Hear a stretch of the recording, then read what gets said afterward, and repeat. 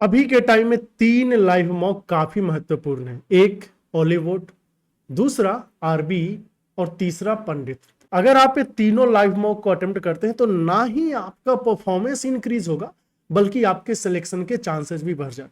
लेकिन अगर किसी कारणवश आप इन तीनों मॉक को अटेम्प्ट नहीं कर पा रहे हैं तो घबराने की बात नहीं है, क्योंकि मैं नीतीश कुमार आपके अपने चैनल लर्न मैथ्स के ऊपर इन तीनों मॉक के बेस्ट क्वेश्चंस का कलेक्शन लेके आ गया।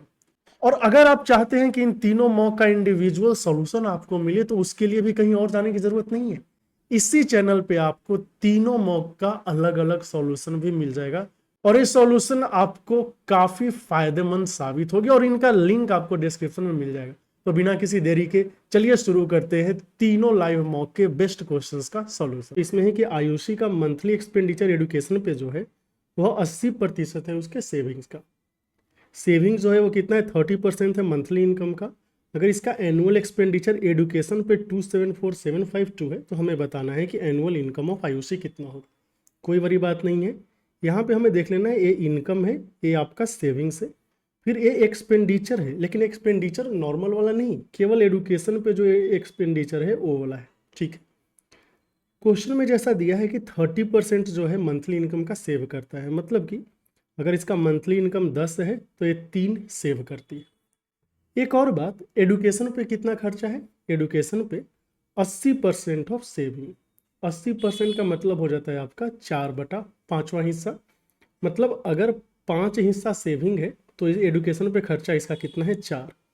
अब रेशियो को कैसे सिंप्लीफाई करना है ये तो आपको पता है, यहाँ पे भी हम 3 पुट कर देंगे और इधर 5 पुट कर देंगे तो ये कितना आ जाएगा आपका 50, ये आ जाएगा 15 और ये आ जाएगा आपका 12। सब रेशियो इंटैक्ट है। इसी 12 की वैल्यू क्वेश्चन में दिया है 274,752 और हमें किसका वैल्यू निकालना है, 50 का वैल्यू निकालना है। ध्यान रहे जो आंसर आएगा वो लाख में आएगा, तो 11.448 का मतलब है 11.448 लैक्स। एक यूनिट का वैल्यू कितना आ रहा है, 12 दूना 24 और 12 दूना 24 10, तो 107 हो गया ना, 12 8 96, तो 11 हो गया 115, बर्नम 8 होतल से फिर 7, 12 छक 72, इतना आ गया है। तो 50 यूनिट का वैल्यू निकालना है। 50 यूनिट का वैल्यू हो जाएगा 0 और 6 पच्चे 30, 9 पच्चे 45 और 3 48, 8 पच्चे 40 और 4 44, 5 दूना 10 और 4 14, 5 दूना 10 और 1 11, तो 11.44820। तो सही आंसर क्या आ रहा है आपका, ऑप्शन नंबर ए। उम्मीद करते हैं चीज़ें आप समझ पाए होंगे। यहाँ पे ध्यान में रखना है, ऐसा बिल्कुल भी नहीं करेंगे कि अरे सेविंग्स 3 है तो खर्चा 7 हो जाएगा। नहीं नहीं, ये जो 7 है ये तो आपका टोटल खर्चा हो गया ना, टोटल एक्सपेंसेस। हमें निकालना है एडुकेशन पे एक्सपेंसेस, इसलिए एडुकेशन के लिए अलग से दे दिया है 80%। क्वेश्चन नंबर 56 देखिए, 56 में है कि एवरेज ऑफ 5 कॉन्सिक्यूटिव इंटीजर्स जो m से स्टार्ट हो रहा है n है, तो 6 कॉन्सिक्यूटिव इंटीजर जो m+2 से स्टार्ट होगा कितना होगा, तो आ जाएगा n+2 n+3 मतलब 2n+5/2। सही आंसर है ऑप्शन नंबर सी।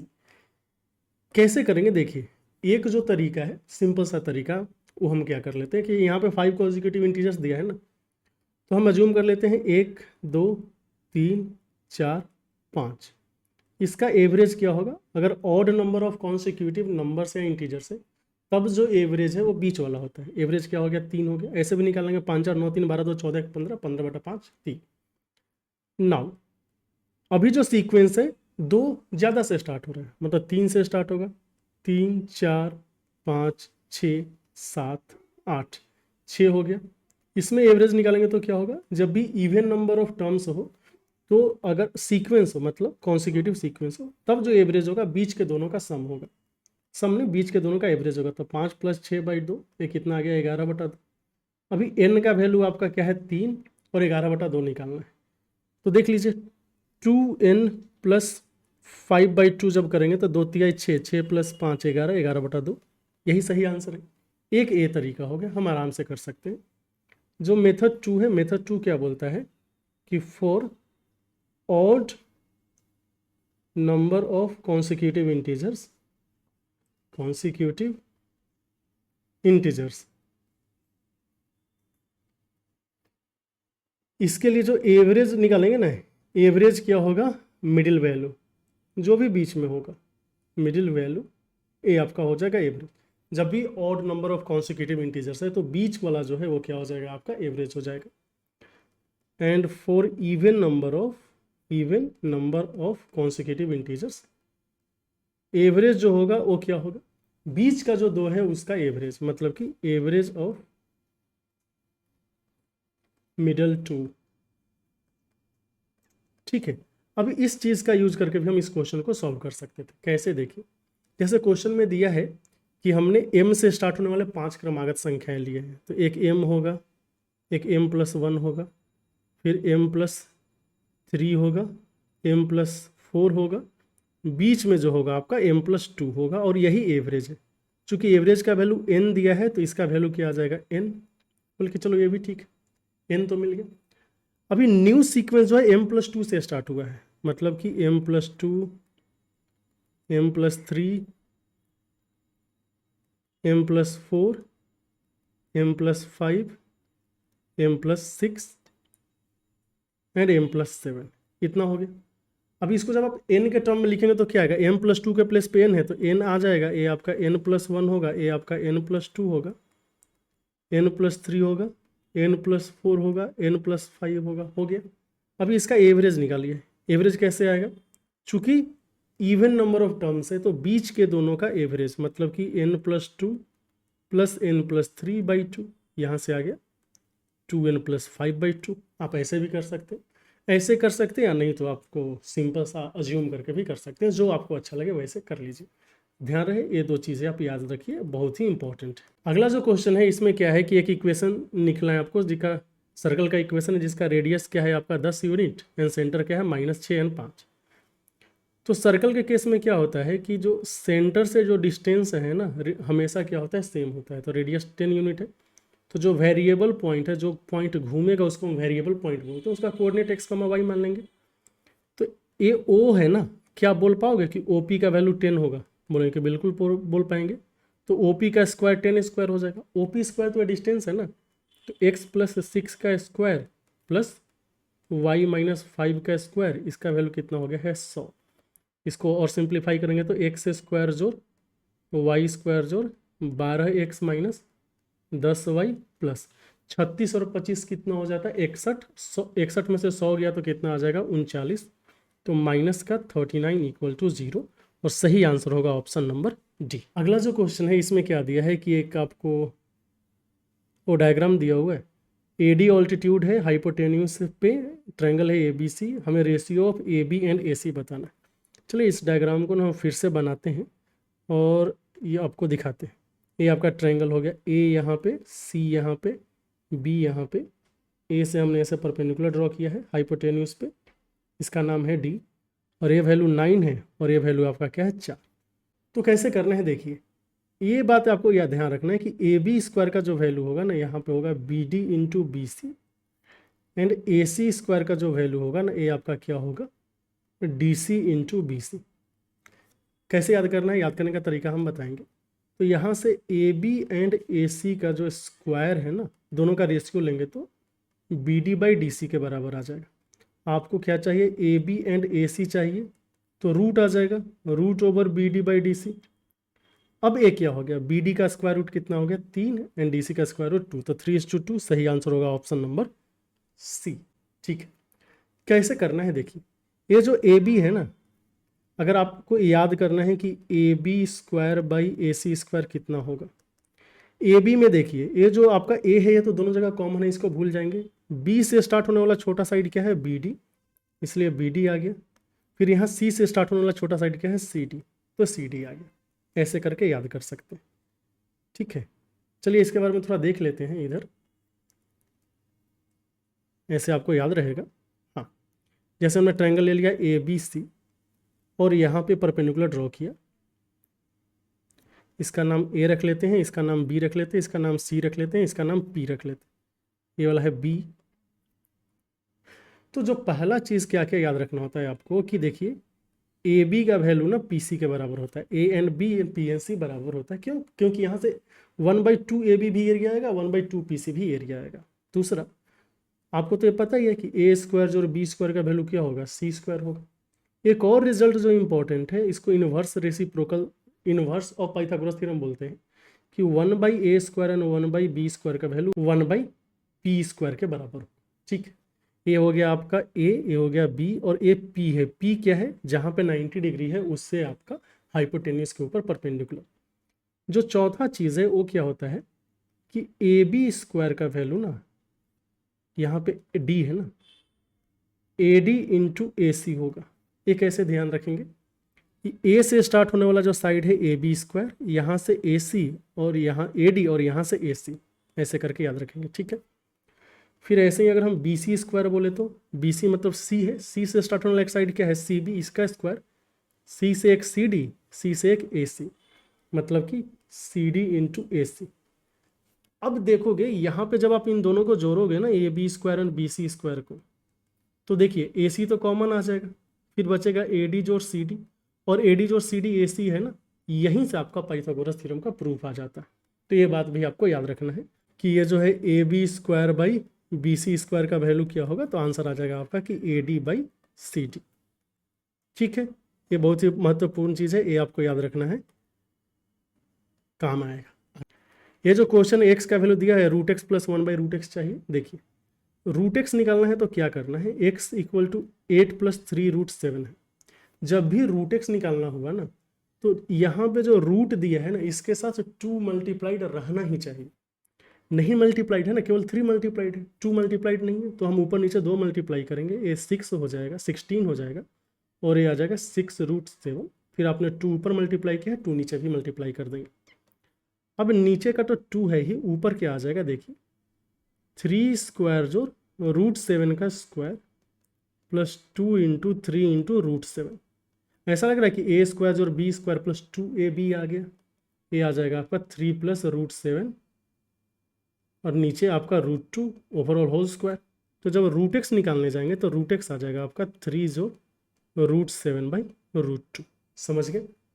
एक और है आपका 1/√x, तो 1/√x में क्या आ जाएगा, √2/3 + √7। अभी आप इसको रैशनलाइज करोगे तो 3 - √7 ऊपर आएगा, √2 है ही, नीचे होगा 3 + √7 इंटू 3 - √7, तो 9 - 7 2 आ जाएगा। तो यहाँ से वैल्यू आ रहा है 3 - √7/2, और ऊपर √2 गया √2 टाइम्स में, तो 3 - √7/√2 आ गया। हालांकि ये कैलकुलेशन आपको बहुत फास्ट करना है, हम पूरा दिखाने के लिए ऐसा किए थे। तो √x प्लस 1/√x जब करोगे तो कितना आएगा, 3 × 3 = 6, 6/√2, जिसको हम लिख सकते हैं √18, और जो आंसर आएगा क्या होगा, ऑप्शन नंबर सी होगा। क्वेश्चन दिया हुआ है, इसमें क्या है कि एक फिगर है जिसमें के एन पी है सेंटर ऑफ 2 सर्कल, ठीक है। फिर दोनों को एक दूसरे को एन पे टच करते हैं, यहाँ भी ठीक है। के पी एन डायमीटर है छोटे ट्रायंगल सर्कल का, ये भी ओके है। डायमीटर ऑफ स्मॉलर सर्कल जो है रेडियस ऑफ बिगर सर्कल है, हाँ यहाँ पे दिख रहा है। फिर बोला है विच इज इक्वल टू 10, ठीक है। डायमीटर मतलब के एन का जो वैल्यू है ना, ये 10 है, के एन है आपका 10, एंड के एल का वैल्यू 6 है, एक के एल हो गया 6। अच्छा ध्यान रहे, अगर ए डायमीटर है ना, जैसा कि क्वेश्चन में दिया है, तो ए एंगल 90 होगा। अब बोलोगे 90 होगा कैसे पता चला, क्योंकि आपका ये तो सेमी सर्कल हो गया, सेमी सर्कल में एंगल तो 90 डिग्री होता है। बोले कि चलो मान लिया ये तो सही है, हमें एम एन का वैल्यू निकालना है, एम एन एन, ओके। एक और बात, चूंकि के सेंटर है बड़े सर्कल का, बड़े सर्कल के सेंटर से आपने एम एन जो कॉर्ड है उस पर परपेंडिकुलर ड्रॉ किया है, तो एम एल का वैल्यू एल एन के बराबर होगा, या हम ये बोल सकते हैं एम एन का वैल्यू 2 टाइम्स एल एन के बराबर होगा। अभी हमें क्या करना है, एल एन का वैल्यू निकालना है। फिर राइट ट्रायंगल में देखिए, के एन का वैल्यू 10 है, के एल का वैल्यू 6 है, तो एल एन का वैल्यू कितना हो जाएगा, 8, क्योंकि 64 और 36 हो जाता है, तो 2 × 8 कितना होगा, 16 सेंटीमीटर। इस क्वेश्चन का आंसर हो गया ऑप्शन नंबर ए।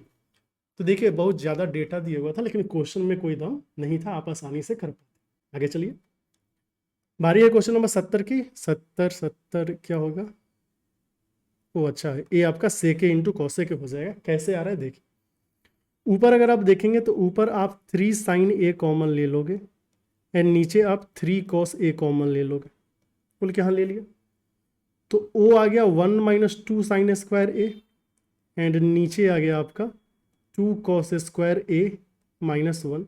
ये दोनों वैल्यू सेम है तो कैंसिल हो गया, साथ में बच गया cot a, गया साइन बटा कॉस कितना हो गया, अच्छा 10। ऐसा कीजिए ना, इसको साइन a बटा कॉस a ही रखिए, और कॉट a को लिख लीजिए कॉस a बटा साइन a। एलसीएम कितना आ जाएगा देख लो, साइन ए कॉस ए, ऊपर आ रहा है साइन स्क्वायर ए जोड़ कॉस स्क्वायर है, sine square and cos square 1 होगा, 1 बाई साइन हो जाएगा कितना कोसेक एंड 1 बाई कॉस हो जाएगा सेक। ठीक, अगर आपको इसमें डाउट है कि ये दोनों बराबर कैसे है तो देखिए, पहली बात cos 2a का फॉर्मूला होता है cos स्क्वायर ए माइनस साइन स्क्वायर ए, ये ध्यान में रखना है। अगर cos स्क्वायर को 1 माइनस साइन स्क्वायर लिखेंगे तो ये आ जाएगा 1 माइनस 2 साइन स्क्वायर ए। यही अगर साइन स्क्वायर ए को आप 1 माइनस कॉस स्क्वायर ए लिख रहे हो तो ये आ जाएगा 2 टाइम्स cos स्क्वायर ए माइनस 1। तो आपको दिख रहा है सब क्या है, बराबर है। तो सही आंसर हो गया ऑप्शन नंबर ए। बारी है क्वेश्चन नंबर 71 की। 71 में बोला है कि 25% ने काम करना स्टार्ट किया, लेकिन कुछ देर के बाद 9 लोगों ने काम छोड़ दिया है, कुछ दिन के बाद। और इसका रिजल्ट क्या हुआ कि एक काम जो पहले 62 दिन में कंप्लीट होना था अब 80 दिनों में कंप्लीट हुआ। तो हमें बताना है कितने डेज के बाद commencement of the work did the 9% leave. तो हमें बताना है कि वर्क शुरू होने के कितने दिन के बाद लोगों ने काम छोड़ा, जो 9 लोग हैं उन लोगों ने काम छोड़ा। बहुत ही आसान है, कैसे करेंगे तो इसको आप बहुत ही आसानी से कर सकते हैं। कैसे, देखिए, काम 62 दिन में कंप्लीट हुआ था लेकिन 80 दिन में कंप्लीट हुआ, मतलब 18 डेज ज़्यादा लगा। अभी 18 डेज ज़्यादा क्यों लगा, आइए देखते हैं। 18 डेज ज़्यादा इसलिए लगा कि 9 लोग जो है वो काम छोड़कर चले गए। तो क्या हम ऐसे बोल सकते हैं कि 16 लोगों ने, चूंकि 9 लोग काम छोड़ के चले गए, 16 लोगों को 18 दिन तक एक्स्ट्रा काम करना पड़ेगा। क्यों? क्योंकि ये जो 9 लोग हैं यह 62 माइनस n डेज तक काम नहीं किए। देखिए हुआ क्या था, अगर 25 का 25 लोग काम करते तो टोटल 62 दिन में काम कंप्लीट होना चाहिए था। बोले कि बिल्कुल सही। तो 25 लोगों ने n डेज तक काम किया, इसके बाद 16 पीपल बचे, इन लोगों ने काम किया। बाकी का जो 9 लोग हैं, अगर 62 डेज में काम हो रहा है तो 9 लोग ये जो है 62 माइनस n डेज तक काम नहीं किए ना। अगर ये 9 लोग 62 माइनस n डेज तक काम कर लेते तो बाकी के लोगों को ज़्यादा काम नहीं करना पड़ता। इसका मतलब ये बहुत ही सही है, यही काम है। तो 9 दूना 18, n का वैल्यू कितना हो गया, 62 में से 32 गया 30, तो 30 डेज। इसका मतलब हो गया कि 30 दिन के बाद उन लोगों ने काम छोड़ा है। क्वेश्चन नंबर 73 में है, ए वैल्यू हो जाएगा आपका ऑप्शन नंबर ए। क्या है देखिए, अगर मान लीजिए ए जोड़ बी जोड़ सी, इसका वैल्यू 180 डिग्री है, तो आपको याद रखना है कि tan ए जोड़ tan बी जोड़ tan सी, ये वैल्यू होता है क्या, तीनों का प्रोडक्ट, मतलब कि tan ए tan बी tan सी।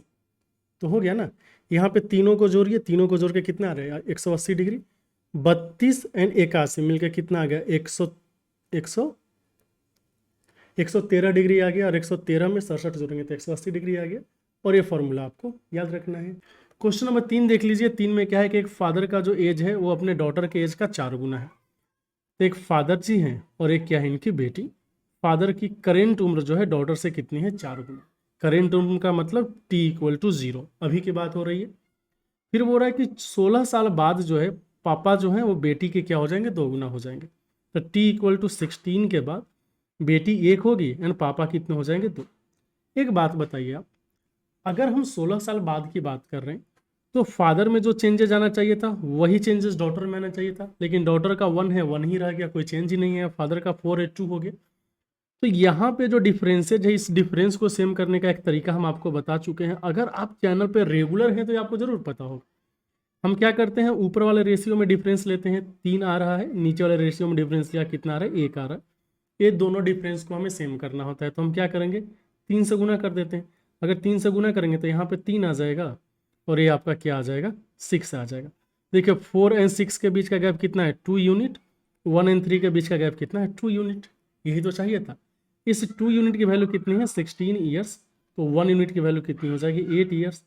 मतलब कि जो बेटी जी हैं वो कितने हैं, 8 ईयर्स की हैं करेंटली, एंड पापा जी कितने हैं, 32 ईयर्स का। हमें क्या चाहिए कि बेटी का उम्र 2 साल के बाद कितना होगा। तो करेंट एज अगर 8 है तो 2 साल के बाद कितनी बड़ी हो जाएंगी, 10 साल। अगला क्वेश्चन, क्वेश्चन नंबर 5 देख लीजिए। इसमें क्या दिया है, एक टेबल दिया हुआ है, तो अप्लाइड एंड क्वालिफाइड दिया हुआ है 1000 में। हमें क्या बताना है कि percentage of total number of students जो क्वालिफाई किए out of total applicants in state A for given 3 years. तो 3 साल में हमें बताना है कि स्टेट ए में जो क्वालिफाई किए हैं लोग वो अप्लाइड के कितने परसेंटेज है। हमें क्वालिफाइड बाई अप्लाइड इंटू 100 चाहिए, यही ना। तो देख लेते हैं क्वालिफाई कितने किए हैं। 5 3 8 और फिर 4 2 6 और 9 15, 158 क्वालिफाई किए हैं। अप्लाई कितने किए थे, एंड अप्लाई कितने किए थे, 9 2 11 और 4 15, 5 2 7 और 1 8, फिर आ गया 1। तो 185 लोगों ने अप्लाई किया, एंड उसमें से 158 लोग क्या कर गए, क्वालिफाई कर गए। तो गुना का 100 आप कर सकते हैं, आपकी मर्जी। तो ये 20 बार में जाएगा और ये 5 3 15 37 बार में जाएगा। तो ऊपर आ गया 8 दूना 16, 15 दूना 30 1 31 0, और नीचे आ गया 37। तो कितनी बार में जाएगा देखिए। अच्छा 8 से स्टार्ट होना, अगर हम 8 का पहाड़ा पढ़े तो 8 3 की 7 56 और 24 और 5 29, मतलब 80 से थोड़ा ज़्यादा होना चाहिए। अगर हम 9 का पहाड़ा पढ़ते हैं तो 9 7 63 9 27 और 6 33, मतलब 80 से ज़्यादा एंड 90 से कम। तो सही आंसर क्या हो गया, ऑप्शन नंबर 3। तो आप ऐसे कर सकते हैं, आपको फुल कैलकुलेट करने की ज़रूरत नहीं है। अगला है क्वेश्चन नंबर 8, और 8 में है कि 3 पार्टनर ने डिसाइड किया कि वो बिजनेस करेंगे, और ये भी डिसाइड किया है कि 10% प्रॉफिट का जो है हम लोग डोनेट करेंगे चैरिटी में। बाकी के प्रॉफिट को वो लोगों ने क्या किया है कि वो आपस में बांट कर लेंगे। First second and third partner जो है 2:2:5 में बांट लेंगे। अगर टोटल प्रॉफिट इन्हें रिसीव हुआ है कि 2500000, तो हमें बताना शेयर ऑफ पार्टनर क्या है, फर्स्ट पार्टनर क्या है। तो देखिए 2:2:5 इसमें बांटेंगे फर्स्ट सेकंड एंड थर्ड। बोलेंगे कि इसमें कोई दिक्कत नहीं, मतलब फर्स्ट को जो मिलेगा वो 2/5 2 7 2 9वां हिस्सा मिलेगा फर्स्ट को, ठीक है। लेकिन 2/9वां हिस्सा किसका मिलेगा, टोटल प्रॉफिट का, बोलेंगे कि नहीं। टोटल प्रॉफिट का 9/10वां हिस्सा जो है ना इसका। फिर आप बोलोगे टोटल प्रॉफिट का 9/10वां हिस्सा समझ में नहीं है। बात यह है कि 10% डोनेशन कर देगा तो बचेगा कितना, 90%। 90% का मतलब होता है 9/10, ए गया 1 0 से 1 0, तो 1 2 3 और 25 दूना 50, 5 पे 4 0, option number D. Question number 18 देखिए। 18 में एक सर्कुलर रेस है 1600 मीटर का, एक एंड बी जो है रफ्तार है 45 एंड 36, दोनों एक ही डायरेक्शन में एक ही समय एक ही पॉइंट से भागना स्टार्ट किए, तो कितने देर बाद जो है स्टार्टिंग पॉइंट पे फिर से मिलेंगे। चलिए क्वेश्चन को कर लेते हैं। अगर हमसे पूछे कि स्टार्टिंग पॉइंट पे कब मिलेंगे, इसके लिए हम दोनों टाइम का क्या लेते हैं, एलसीएम। तो एक टाइम T1 निकाल लेते हैं। 1600 जाना है और ये 45 के रफ्तार से जा रहे हैं, तो 45 गुना 5/18 होगा ना। तो 9 दूना 18 एंड 9 5 45, ये हो गया। फिर 5 से कितनी बार में जाएगा, 5 3 15, 320 बार में ना। और ये 5 से कितनी बार में जाएगा, 5 6 30, 64 बार में। तो यहाँ से आ गया 128 सेकेंड। अगर हम T2 निकालने जाएंगे तो T2 1600 मीटर जाना है इनको, 36 के रफ्तार से 5/18 से गुना किया, तो ये कितना आ जाएगा आपका, 18 दूना 36, मतलब 160 सेकेंड। अब ये जो टाइम होगा ना, टाइम ये क्या हो जाएगा, इसका एलसीएम हो जाएगा T1 T2 का, क्योंकि स्टार्टिंग पॉइंट पे मिलना है। तो 128 और 160 का जो एलसीएम है वो कितना हो जाएगा, 16/28 से 16 दहा के साथ, मतलब 32 गुना 4 होता है 128, और 32 गुना 5 होता है 160। तो पंचों का 20, यहाँ से आ गया है आपका 640 सेकेंड। ठीक है, इस क्वेश्चन का सही आंसर होगा 640 सेकेंड, जो कि है ऑप्शन नंबर 1। क्वेश्चन है इसका हमने सॉल्यूशन पहले ही करा दिया है, चलिए फिर से कर लेते हैं। ए आपका ए मान लेते हैं, ए मान लेते हैं बी, क्योंकि जो इन्वर्स होता है वो होता है एंगल। तो जैसे ही आपने माना साइन इनवर्स 5/13 को ए माना, एंड दूसरा है आपका साइन इनवर्स 21/29, इसको हमने मान लिया है बी। ऑप्शन में sine and cos and tan दिया है, ठीक है। देखिए तो जो साइन ए है ना दोस्त, साइन ए का वैल्यू आ जाएगा 5/13, यानी यहाँ पे साइन बी का वैल्यू हो जाएगा 21/29। ये ध्यान में रखना 21/29 होगा कैसे, अगर साइन इनवर्स को आपने ए माना है तो साइन ए का वैल्यू ये बीच वाला चीज़ ही हो जाता है। साइन इनवर्स बी को हमने माना है, साइन इनवर्स 21/29 को बी माना है, तो साइन भी हो जाएगा 21/29। अब जो है ना यहाँ पे साइन पता है तो कॉस भी आ जाएगा, कॉस का वैल्यू कितना हो जाएगा 12/13, यानी यहाँ पे कॉस बी का वैल्यू कितना हो जाएगा 20/29।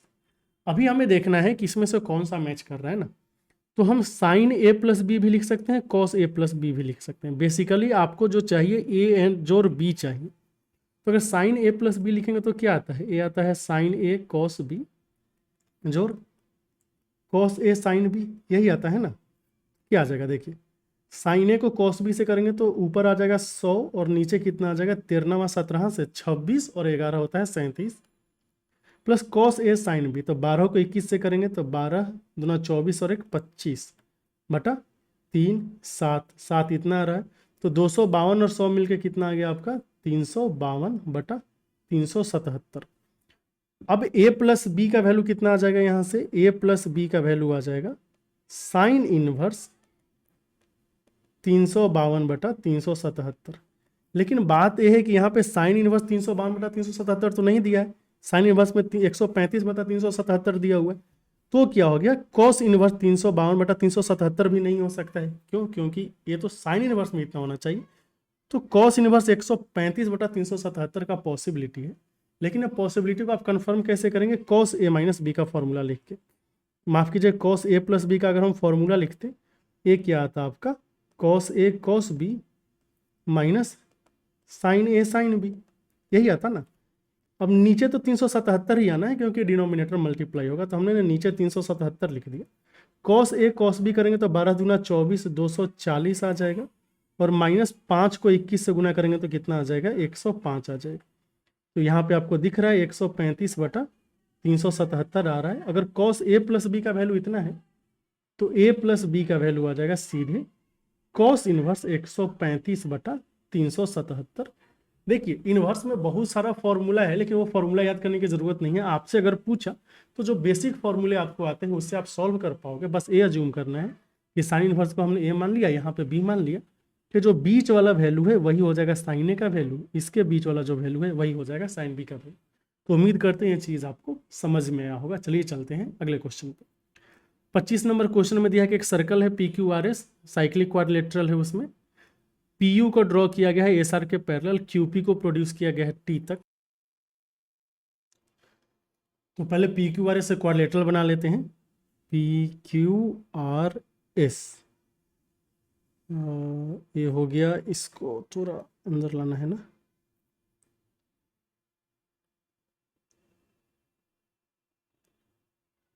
एक मिनट, चलिए ये हमने बना लिया। ये आपका P, ये आपका P Q R और S। फिर क्या बोला है देखिए कि Q, अच्छा PU जो है SR के पैरेलल है, ये जो SR है इसके पैरेलल हमने PU बना लिया। तो PU ऐसा करके कुछ होगा, ठीक। अभी U किधर रखना है ये अभी तक कंफर्म नहीं है, ठीक। चलिए U इधर भी हो सकता है, U इधर भी हो सकता है, हम देखेंगे इसके आगे। और बोला है QP को T तक प्रोड्यूस किया है। QP मतलब QP मीन्स इस डायरेक्शन में T तक प्रोड्यूस करना है QP को, ये हो गया पॉइंट T। फिर दिया T PQR का वैल्यू 94 डिग्री है, ये वाला एंगल हो गया 94 डिग्री, और TPU है 31 डिग्री। TPU 31 डिग्री है तो ये एंगल इधर ही होना चाहिए, U जो है इधर ही होना चाहिए, इस साइड U नहीं हो सकता है। हमें कौन सा एंगल निकालना है, हमें निकालना है SRQ, ये वाला एंगल निकालना है थीटा। देखिए अगर ये 94 डिग्री है तो यहाँ पे कितना हो जाएगा 86 डिग्री। बोलोगे क्यों? क्योंकि दोनों एंगल ऐड करके कितना होना चाहिए 180 डिग्री होना चाहिए। अभी क्या है कि यहाँ पे देखिए SR जो है ना, SR पैरेलल क्या है PU के, तो SR अगर PU के पैरेलल हुआ तो ये जो एंगल से ऑल्टरनेट एंगल हो जाएंगे 86 डिग्री, और ये वाला ऑल्टरनेट हो जाएगा। ऑल्टरनेट एंगल इक्वल होता है, इधर भी हो जाएगा 86 डिग्री। तो हम बोल पाएंगे SPU एंगल जो है वह एंगल S के बराबर है, जो कि हो गया आपका 86 डिग्री। हमें क्या निकालना है, एंगल R। एंगल SRQ का वैल्यू होगा एंगल TPS के बराबर, जो 86 में 31 जोड़ने से आएगा, जो कि है 117 डिग्री, और आंसर हो जाएगा ऑप्शन नंबर ए, ठीक। अच्छा ये दोनों एंगल आपको ध्यान रखना है कि अगर आपके पास कोई भी साइक्लिक क्वाड्रिलेटरल है ना दोस्त, ऐसे करके मान लीजिए आपने एक साइक्लिक क्वाड्रिलेटरल ड्रॉ किया, और फिर क्या आप कोई भी साइड को जैसे एक्सटेंड करते हो, हमने ऐसे करके ऊपर एक्सटेंड किया, तो ए वाला जो एंगल है ना, ए इस साइड के एंगल के बराबर हो। अगर इसको आपने एक्स माना और इसको बी माना तो आप खुद देखिए ए जोड़ बी कितना होगा 180 डिग्री। आप बोलोगे क्यों? क्योंकि आपका साइक्लिक क्वाड्रिलेटरल का ऑपोजिट एंगल है। फिर आप देखो एक्स प्लस बी कितना होगा, ये भी 180 डिग्री। क्यों? क्योंकि लीनियर पेयर है। अभी इन दोनों को कंपेयर करेंगे तो ए का वैल्यू एक्स आ जाएगा ना। इसी का यूज हमने किया है कि अगर यहाँ पे थीटा है तो इस साइड जो ये पूरा एंगल है, ये पूरा एंगल क्या होना चाहिए, थीटा होना चाहिए। तो ऐसा करके ये आंसर क्या आ जाएगा, 117 आ जाएगा। पहला क्वेश्चन देखेंगे तो इसमें एक ट्रिगोनोमेट्रिक एक्सप्रेशन दिया है, हमें इसको सिंप्लीफाई करना है। तो जो दूसरा पार्ट है आपका 1 + tan² theta by 1 + sec² 1 + sec theta, तो tan² थीटा को हम क्या लिख सकते हैं बताइए। देखिए tan² थीटा जो होता है ये आपका होता है sec² थीटा -1, इसमें तो दिक्कत नहीं है, जिसको हम लिख सकते हैं sec थीटा +1 और sec थीटा -1। अगर हम ऐसा लिखेंगे, डिनोमिनेटर में 1 + sec थीटा है, तो जो ये सेकेंड वाला वैल्यू है आपका tan² theta by 1 + sec theta, इसके साथ 1 ऐड किया हुआ है, ये क्या हो जाएगा 1 प्लस, ऊपर नीचे 1 + sec थीटा कैंसिल हो जाएगा, बचेगा sec थीटा -1, तो आ गया है sec थीटा। हम क्या करने वाले हैं, जो tan - sec है ना, बेसिकली ये sec - tan में कोई एक्स्ट्रा माइनस लगाया है, इसको हम sec + tan में लिखने वाले हैं।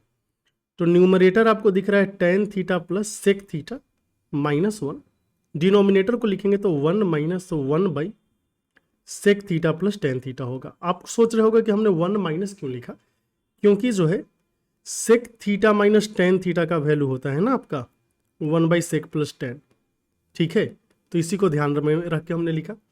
अभी यहाँ से क्या हो जाएगा, sec थीटा + tan थीटा तो ऊपर चला जाएगा, एंड नीचे आपका क्या बच जाएगा, sec थीटा + tan थीटा -1, जो कि न्यूमरेटर में भी है sec थीटा + tan थीटा -1, है ना, ये दोनों कैंसिल हो गया, और अपने पास जो बच रहा है 1 + sin theta by cos theta, यही हो गया है। अभी पूरे एक्सप्रेशन को सिंप्लीफाई करने के लिए क्या करना है, ये जो है आपका 1 + sin theta by cos theta, इसको हमें भाग देना है किससे, जो सेकंड एक्सप्रेशन है। सेकंड एक्सप्रेशन का वैल्यू क्या है, sec थीटा, sec थीटा का मतलब हो गया क्या, और sec थीटा से भाग देना है ना, मतलब 1/sec थीटा से गुना करना है, ये गया, आंसर आ गया 1 + sin थीटा। इस क्वेश्चन का सही आंसर है ऑप्शन नंबर बी। चलते हैं दूसरे क्वेश्चन पे। अगले क्वेश्चन में एक इनलेट पाइप है जो टैंक को 68 घंटे में फिल कर सकता है, और एक आउटलेट पाइप उसे 81.6 घंटे में खाली कर सकता है। दोनों पाइप को ओपन किया गया है जब टैंक कंप्लीटली खाली था। तो हमें बताना है कितने देर में टैंक जो है कंप्लीटली फिल हो जाए। कोई बड़ी बात नहीं है, एक है आपका इन पाइप, एक है आउट पाइप। आउट पाइप हो गया 81.6 घंटे में। तो मेन बात है टोटल वर्क निकाले कैसे, इसका एलसीएम निकालना है। तो देखिए ये तो है 17 × 17 का 68, 17 8 36 से 4.8, यहाँ पे जो वैल्यू है कितना है 17 × 4, तो एलसीएम आ जाएगा 17 × 4 इंटू ये जो आपका दिख रहा है 4.8, 4.8 में एक और कितना ऐड करना पड़ेगा, 1.2 मल्टीप्लाई करना पड़ेगा, तो ये वैल्यू हो गया। अभी 68 है तो इसका इफिशियंसी कितना आ रहा है, 1.2 इफिशियंसी आ रहा है। जो आउटलेट पाइप है इसका इफिशियंसी कितना आ जाएगा, -1।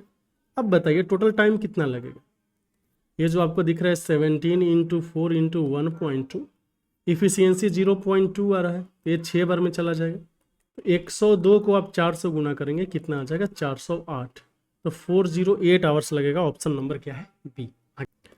हमें y - 1/y का वैल्यू दिया है, y⁵ - 1/y⁵ का वैल्यू चाहिए। ध्यान देना है आपको, जब भी हमें y⁵ - 1/y⁵ चाहिए ना, तो ये लाने का इंग्रेडिएंट क्या क्या है। एक तो हमें चाहिए y³ - 1/y³, और दूसरा चाहिए आपको y² + 1/y²।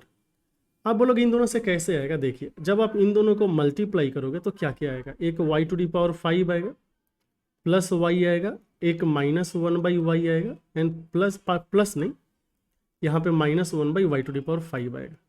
मतलब कि y⁵ - 1/y⁵ plus y - 1/y आ गया, यही ना। तो ये y - 1/y को अगर हम इसमें से माइनस कर दें तो y⁵ - 1/y⁵ आ जाएगा। बोल के बात तो सही बोल रहे हो, इसलिए y - 1/y को हम माइनस कर देंगे। y - 1/y का वैल्यू क्वेश्चन में कितना दिया है, -7। तो चलिए अभी हमारा काम क्या है, यहाँ पे y - 1/y का वैल्यू अगर -7 दिया है, स्क्वायर करेंगे तो कितना आएगा, y² + 1/y² का वैल्यू 49 + 2 मतलब 51 आ गया। एंड y³ - 1/y³ का वैल्यू क्या होगा, यहाँ से आ जाएगा y - 1/y का होल क्यूब, फिर +3 ये भी होता है ना, तो +3 टाइम्स y - 1/y।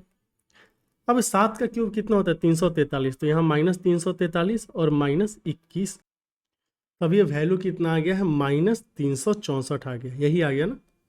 तो ये जो वैल्यू है, वैल्यू कितना आ जाएगा, -364 को हमें किससे मल्टीप्लाई करना है, 51 से मल्टीप्लाई करना है, और इसमें आपको माइनस का क्या आ जाएगा, माइनस माइनस नहीं प्लस आ जाएगा ना, प्लस का कितना आ जाएगा आपका 7। अभी इसके बाद पूरा सॉल्व करने की ज़रूरत नहीं है, क्योंकि इसका अगर हम यूनिट डिजिट देखें, यूनिट डिजिट ये कितना आ रहा है, यूनिट डिजिट आ गया 7, और 7 यूनिट डिजिट वाला एक ही ऑप्शन है, तो यही सही हो जाए। ठीक है, आगे चलिए क्वेश्चन नंबर 10 देखते हैं। 10 में दिया है P Q R and S Q R जो है दो आइसोसेलेस ट्रायंगल है, दोनों का बेस कॉमन है क्यू आर।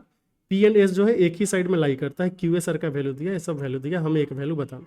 तो इसमें क्यू एस आर का वैल्यू 75 डिग्री दिया है, क्यू पी आर का वैल्यू कितना दिया है 120 डिग्री।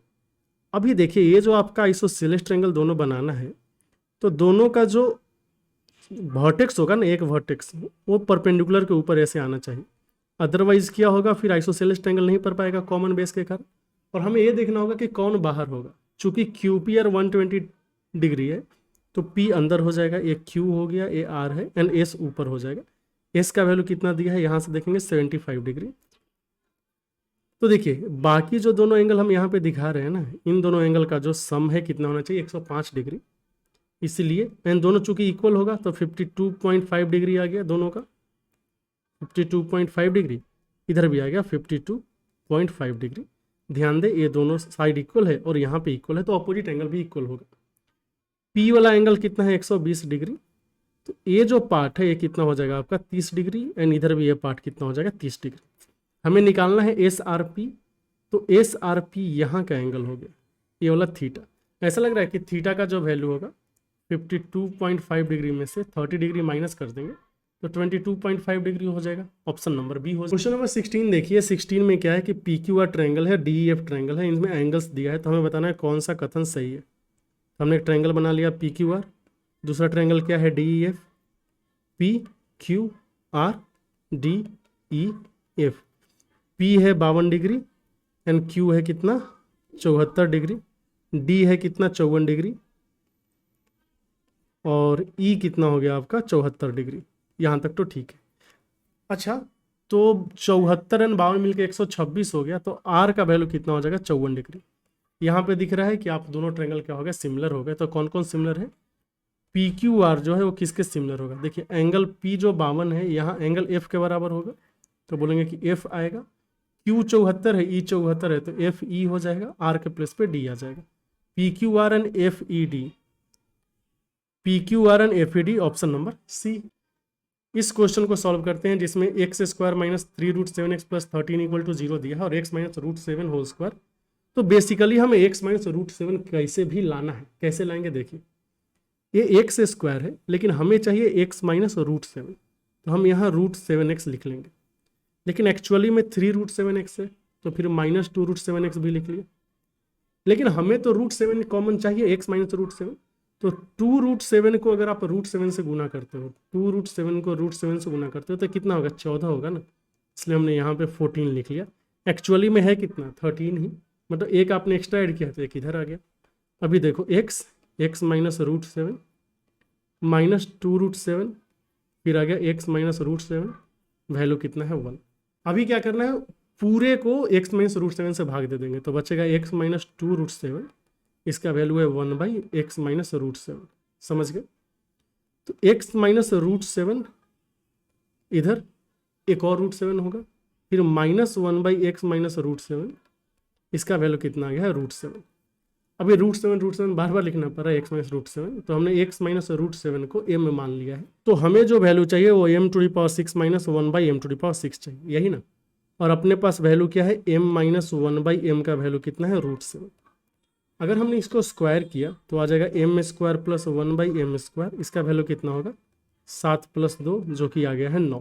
ठीक, अगर हमने m² माइनस 1/m² कैलकुलेट किया, ये कितना आ जाएगा, रूट के अंदर m² प्लस 1/m² का होल स्क्वायर में से 4 को माइनस करना पड़ेगा। ठीक है, अच्छा 4 को क्यों माइनस करना पड़ा, क्योंकि a प्लस बी के होल स्क्वायर में से अगर आप 4a भी माइनस करोगे तो a माइनस बी का होल स्क्वायर आएगा।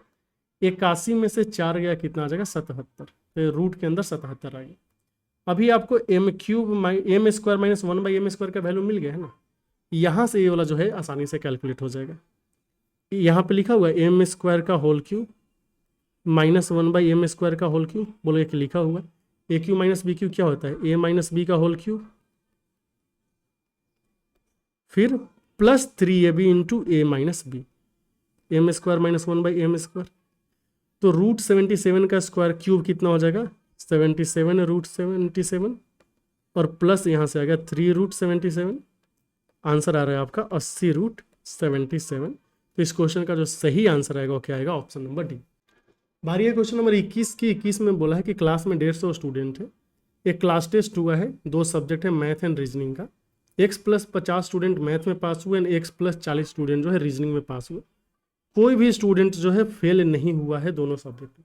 अगर कोई भी दोनों सब्जेक्ट में फेल नहीं हुआ है इसका मतलब क्या है कि पास्ड इन एटलीस्ट 1, मतलब जितने भी स्टूडेंट है वो कम से कम एक सब्जेक्ट में पास हुए हैं, दोनों में फेल नहीं हुए। तो बोले कि ये भी सही है। अभी बोल रहा है कि 80 स्टूडेंट अगर दोनों सब्जेक्ट में पास हुए तो हमें बताना है कि कितने स्टूडेंट ऐसे हैं जो बस मैथ में पास हुए। कोई बात नहीं, यहाँ पे देखिए एक फॉर्मूला है ए यूनियन बी। तो यहाँ पे मैथ एंड रीजनिंग है ना, तो मैथ यूनियन रीजनिंग लिख लिया हमने। तो ये होगा नंबर ऑफ स्टूडेंट जो मैथ में पास हुए, नंबर ऑफ स्टूडेंट जो रीजनिंग में पास हुए, इसमें से नंबर ऑफ स्टूडेंट जो मैथ एंड रीजनिंग दोनों में पास हुए उसको हम माइनस कर लेंगे। टोटल स्टूडेंट है 150, मैथ वाले हैं x+50, रीजनिंग वाले हैं x+40 एंड दोनों मिलकर कितने हैं 80। यहाँ से आप देख पा रहे हो 2x का वैल्यू कितना हो गया 50 एंड 40 90, 90 में से 80 गया 10, तो 2x का वैल्यू आ गया है 140, x का वैल्यू कितना आ गया 70।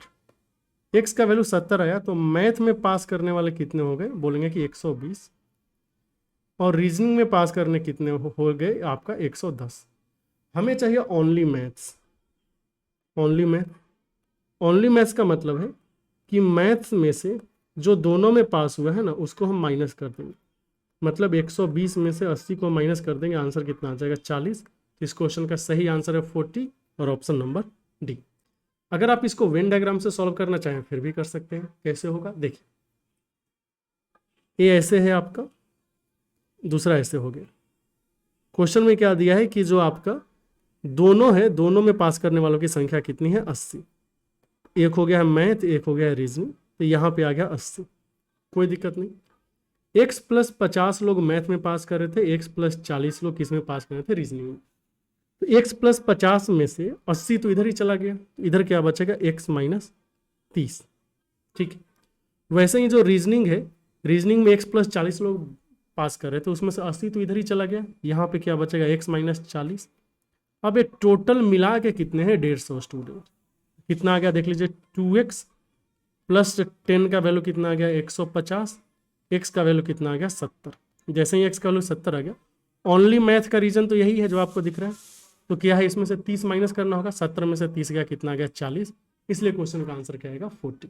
तो आप कैसे भी कीजिए आंसर तो 40 ही आना है, अब जो आपको पसंद है वैसे करो। 23 नंबर में क्या है कि श्याम ने जो है 20 पेन खरीदा है, एक पैकेट खरीदा जिसमें 20 पेन है, लेकिन उसे 5 पेन फ्री मिल गए।